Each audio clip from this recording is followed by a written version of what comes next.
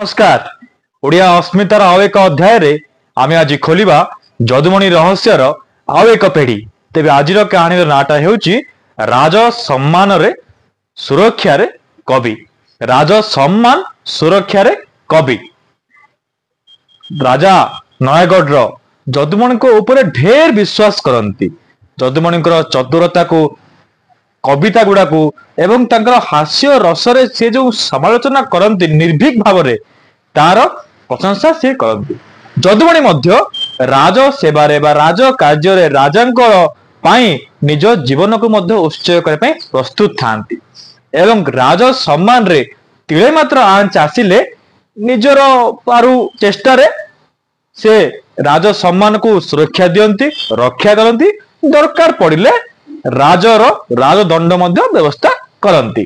दिनकर कथा जदुमणि नगर परिभ्रमण रे जाइथिले एवं लोकंक मध्य रे मिसी निजर हास्य रस माध्यम रे लोकंकर मन को रसी देले।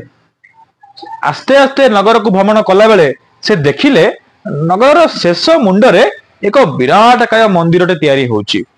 शोभा अपूर्व, नाट मंडप, फल मूल बगीचा सब ढेर भरपूर होगी रही। जदुमणि नाट मंडप रे बसी टिके चिंतिले जे एडे बड़ मंदिर किए तैयारी कला। गाँ लोक मैंने कहले जे मुरा तेली नामक जड़े महाजन निजर समस्त खर्च करी जो समस्त खर्च करी ए मंदिर टी को तैयारी करुची। जदुमणि चिंता कले जे मंदिर तैयारी होउची शुभ कामटीए धर्म कामटीए, किंतु राजांकर तो गुण ज्ञान हो नहीं। मुरा तेले लोक गुण ज्ञान कर राजांकर लोक भूली गले कौन करिवे। जदुमणि कायदा कले एवं भाविले जे राजा को केमती मुझे कथाटा जनइबी। ता परदिन राजसभा राजा बसचंती। जदुमणि सेठी कहिले राज विलासरे नृपति भोल मूषा करिलेणी भितरे खोल बेठी करूचंती दिन परजा नगरे हुए मंदिर सजा।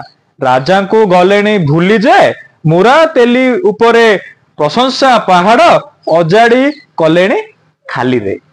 राजा कविंकर मर्म बुझीगले एवं भाविले जदुमणि तो खाली रे एमती काहा किछि कहबेनी एवं सी सैनिक पठाई कथा सत्यता कौन जानिया चेष्टा कले एवं मुरा तेली को राज दरबार रे प्रस्तुत हवा पई आदेश देले। मुरा तेली आसी राजा पाखरे गुहारी पड़ला एवं भूल करिछि बोली भूलटे मध्य मागिला एवं सत्य कथाटा कौन जना पड़िला जे कहिला मुरा तेली नगर लोक मानकु ऋण दिए। जमींदारी जो ऋण पे ऋण दिए।